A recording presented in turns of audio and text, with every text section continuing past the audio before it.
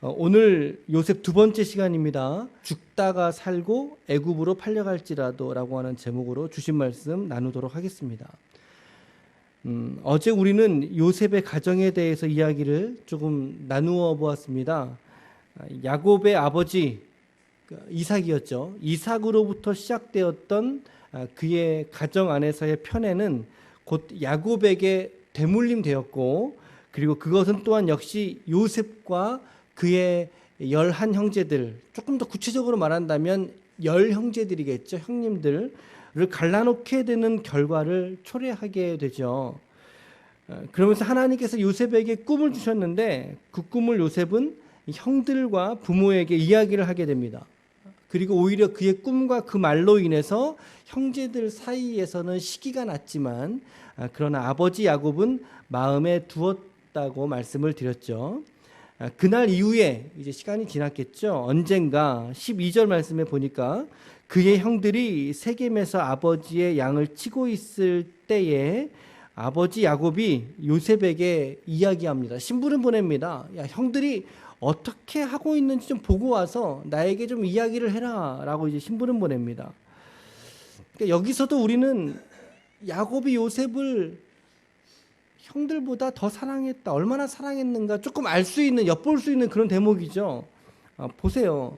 형들이라 그랬으니까 10명의 형들이겠죠. 그 사람들은 어디에 있어요 지금? 어디에 있어요? 세겜에 있어요. 그러니까 다른 말로 말하면 세겜에서 뭐 하고 있어요 지금? 양치고 있습니다. 형들은 양치를 보냈어요. 근데 지금 요셉은 어디 있어요? 아버지 곁에 같이 있죠. 같이 있죠. 요셉은 집에 있더라는 거죠. 아마도 이제 베냐민하고도 같이 있었을 것 같아요. 야곱의 편애의 모습을 우리가 계속 보게 되는 거예요. 근데 요셉이 다행히 야곱의 말에 순종해서 내가 그리하겠나이다 떠나게 됩니다. 세겜으로 갔는데 형들이 없는 거예요. 그러니까 주변에 물었죠. 그랬더니 주변에 지나가던 사람이 뭐라 그래요? 17절에 어디로 갔을 것이다? 도단으로 갔을 것이다. 그래서 도단으로 가서 형들을 멀리 감시해서 이제 보게 되는 겁니다. 그러니까 18절에 요셉이 그들에게, 형들에게 가까이 오기 전에 저 멀리서 알아보는 거죠. 그들이 요셉을 멀리서 보고 뭐 하기를 꾀하여? 참 이게 형제입니다. 얼마나 야곱의 편애가 심했으면 형들이 자기의 이 막내뻘 되는 동생이 올 때 그를 죽이자고 모의를 했겠느냐는 거예요. 그만큼 형제 사이에 지금 신뢰와 믿음이 없다는 것을 반증하고 있어요. 여러분, 특별히 우리의 자녀들을 향해서 우리가 공평하게 사랑하도록 정말 우리 애써야 할 것 같습니다. 단순하게 편애는 나와 내가 사랑하는 내 자녀와의 관계만이 문제가 아니라 그 관계로 인해서 다른 형제들과의 관계를 깨뜨리고 더 나아가서 그들을 난폭하게 만드는 결과를 초래할 수 있다는 거예요. 그랬더니 그 형제들이 요셉을 보고 무엇이라고 말합니까? 19절 말씀에 보니까 요셉을 향해서 뭐라고 말해요? 서로 이르되 시작 꿈꾸는 자가 오는도다. 꿈꾸는 자가 온다. 여러분들이 좀 각자 묵상할 자리를 만드셔서 이런 대목들을 한번 묵상해 보세요. 꿈꾸는 자. 20절에 자 그를 죽여서 한 구덩이에 던지고 우리가 말하기를 악한 짐승이 그를 잡아먹었다고 하자. 그의 꿈이 어떻게 되는지를 우리가 볼 것이시라 하는지라. 이런 형제들의 이야기를 듣고 이제 맞이었던, 여기 지금 등장인물이 중재자가 2명이 나오죠. 르우벤이 나오고 유다가 나옵니다. 르우벤은 야곱의 맏형입니다. 그러니까 요셉의 맏형입니다. 첫째 아들이에요. 그러니까 야곱의 첫째 아들이고 유다는 넷째 아들입니다. 넷째 아들. 르우벤이 좀 철든 소리를 하죠. 21절에 우리가 그의 생명은 해치지 말자. 22절 같이 읽어볼게요. 시작. 르우벤이 또 그들에게 이르되 피를 흘리지 말라. 그를 광야 그 구덩이에 던지고 손을 그에게 대지 말라 하니 이는 그가 요셉을 그들의 손에서 구출하여 그의 아버지에게로 돌려보내려 함이었더라. 서로 이렇게 모의를 하고 나서 요셉이 당도하게 되자 그의 채색 옷을 벗겨버립니다. 채색 옷을 벗겨버리죠. 채색 옷이 무엇의 상징이었어요? 편애의 상징이었죠. 형제들이 그거 먼저 벗겨버리는 거예요. 얼마나 보기 싫었으면 말이죠. 채색 옷 벗겨버리고 그를 잡아서 구덩이에 던져버립니다. 그랬더니 성경이 부연 설명을 하고 있어요. 그 구덩이가 어떠한 구덩이였는가. 어떤 구덩이라고 말해요? 그 구덩이는 빈 것이다. 또 그 속에 뭐가 없더라? 물이 없더라. 이게 참 얼마나 은혜스러운지 모르겠어요. 구덩이에 던져 넣었더니 그 속에 물이 없더라는 것입니다. 여러분, 감사는요, 발견하기 나름이에요. 발견하기 나름. 똑같은 상황과 현실에서도 누구는 구덩이 같은 인생의 형편을 그 안에서 절망하고 그 안에서 시리에 빠지고 낙담하지만, 또 누구는요, 구덩이 같은 그의 인생에 있음에도 불구하고 그 안에 물이 없어서 오히려 뭐라고 말합니까? 하나님, 내가 물이 없어서 여기에 빠져 죽지 않게 하셔서 감사합니다 라고 이야기하더라는 거죠. 그렇게 깨달을 수 있다는 거죠. 정말 그야말로 세상이 감당할 수 없는 믿음 아니겠습니까? 그랬더니 넷째 형이었던 유다가 애굽으로 내려가는 미디안 상인들을 이렇게 보는 거예요. 보면서 26절과 27절로 화제를 이어갑니다. 동생을 죽이고 그의 피를 덮어둔들 무엇이 유익하겠느냐? 그를 오히려 이스마엘 사람에게 팔고 우리의 손을 그에게 대지 말자. 그는 우리의 동생이요 우리의 혈육이지 않은가. 이 유다의 중재를 통해서 다행히 요셉이 죽지 않고 살아서 어떻게 됩니까? 미디안 상인들에게 팔려가게 됩니다. 은 얼마에 팔려가요? 은 20에 팔려가요. 은 20에. 유다의 중재가 이제 또다시 나오거든요. 이후에 좀 요 대목 좀 눈여겨 보십시오. 우리가 나중에 유다에 대해서 묵상하는 시간을 갖겠습니다. 그렇게 요셉을 팔고 나서 아버지 야곱에게는 동물의 피를 묻힌 채색 옷을 보여줍니다. 그때 야곱은 오래도록 이제 아들로 인해서 애통하게 되죠. 35절 하반절에 보니까 그를 위하여 울었더라. 36절 같이 읽어볼게요. 시작. 그 미디안 사람들은 그를 애굽에서 바로의 신하 친위대장 보디발에게 팔았더라. 어제의 말씀과 같이 두 가지로 적용해 보겠습니다. 첫 번째는요, 하나님의 은혜는 작은 것에서부터 발견해 가시라는 거예요. 하나님의 은혜는 작은 것에서부터 하나님이 베푸셨다라는 거죠. 24절 보십시오. 그를 잡아 구덩이에 던지니 그 구덩이는 빈 것이라 그 속에 물이 없었더라. 물론 형제들이 자기에게 다가오는 요셉을 보면서 죽이자라고 모의했습니다. 르우벤이 만류했습니다. 생명은 손대지 말자라고 했단 말이죠. 그런데 만약에 형제들이 요셉을 붙잡고 구덩이에 던져버렸을 때 혹여라도 그 구덩이에 물이 가득 찬 구덩이였다면, 아니면 늪처럼 헤어나기 어려운 구덩이였다면, 혹은 죽은 사체들이 가득해서 메탄가스가 가득 차 있던 그러한 구덩이였다면 여러분, 요셉이 살아날 수 있었을까요? 살아날 수 있었겠어요? 아니죠. 아무리 형제들은 죽이지 말자 했어도 그가 떨어진 구덩이의 상태에 따라서 좋지 않은 구덩이였다면 분명히 요셉이 죽었을 수도 있다는 거죠. 그런데 어떻게 됩니까? 그 구덩이가 비었다라고 말합니다.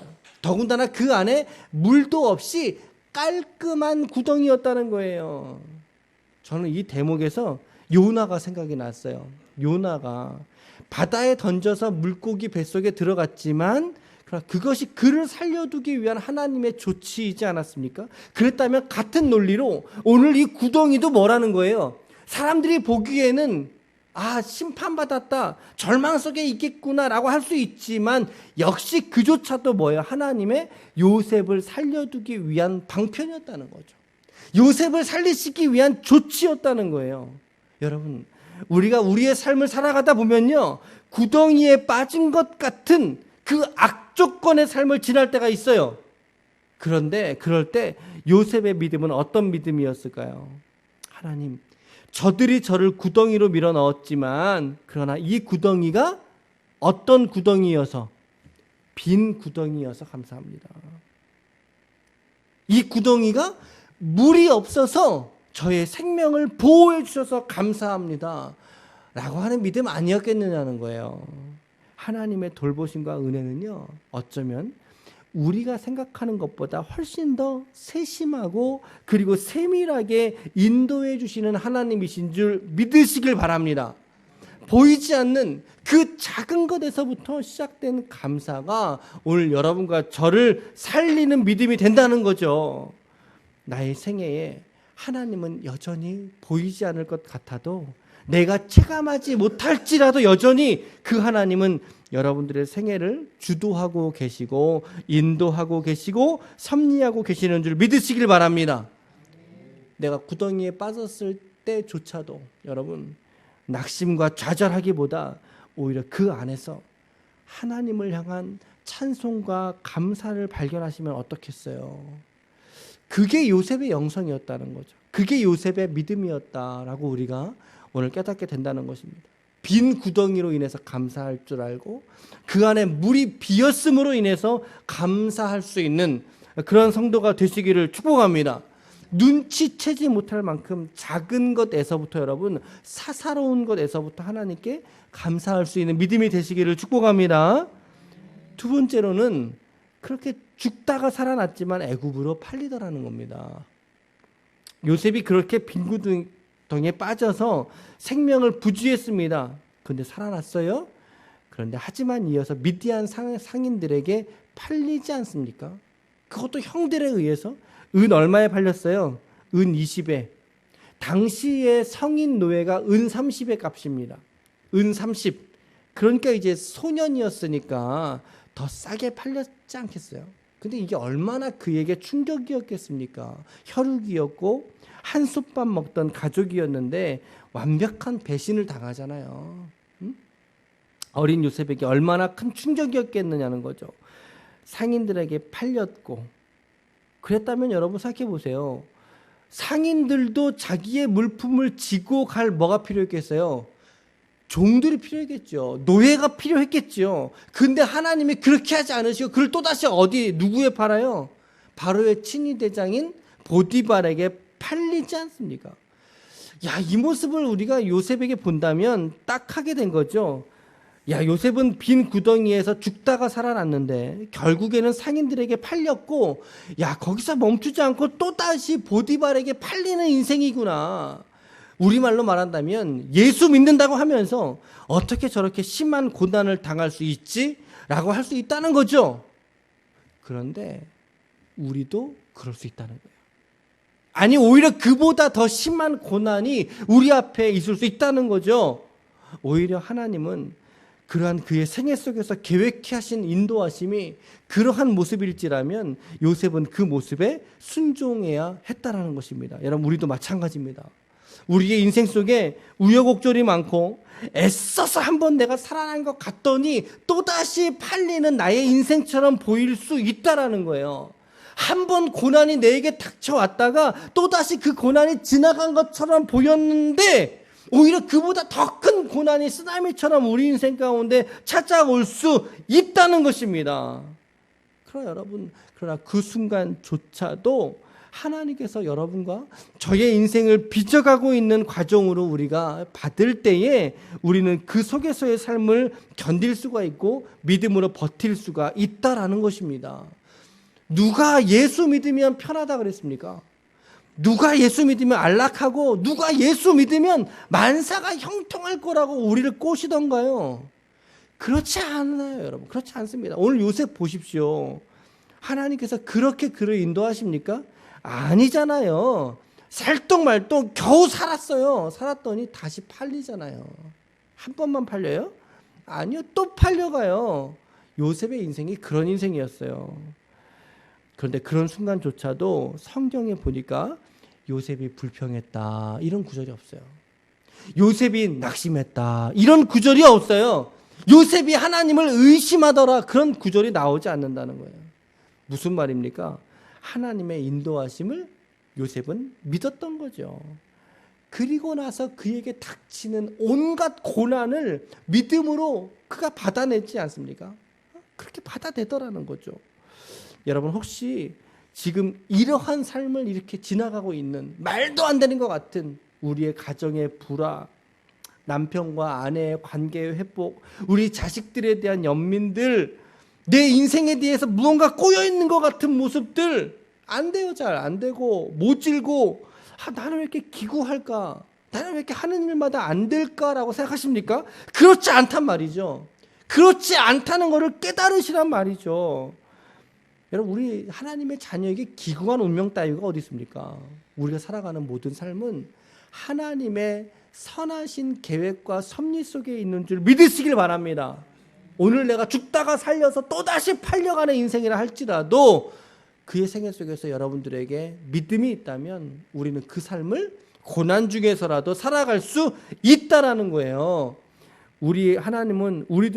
하나님께서 우리들을 빚어가고 만들어 가시는 계획 속에 오늘 우리의 삶을 인도하시는 줄로 믿으시길 바랍니다. 요셉을 하나님께서 이 고난 속에 빚어갔듯이 말이죠. 이 고난 속에 하나님께서 오늘 여전히 그 요셉을 사랑하시는 그 마음으로 여러분들을 다루시고 빚어가고 만들어가는 과정인 줄로 믿습니다. 이것이 바로 우리 믿는 자들이 삶에 대한 기본적인 자세다. 아무리 세상 사람들이 죽다가 살더니 또 팔려갔네 저 인간이라고 말할지라도 우리의 삶은 오늘도 하나님의 손에 철저하게 붙들려 있다는 사실입니다. 여러분 잊지 마십시오. 두 가지 말씀드렸습니다. 첫 번째는 작은 것에서부터 우리가 감사와 찬송을 발견해 나아가자. 아주 작은 것. 두 번째는 죽다가 살아나고 또다시 내 인생 팔려가는 것처럼 보일지라도 그러하지 않다. 나의 인생은 하나님의 손에 여적지 달려있고 앞으로도 달려있다 라고 담대한 믿음을 가지고 여러분들 우리의 삶을 의연하게 믿음으로 오늘도 살아낼 수 있기를 간절히 축복합니다. 아멘.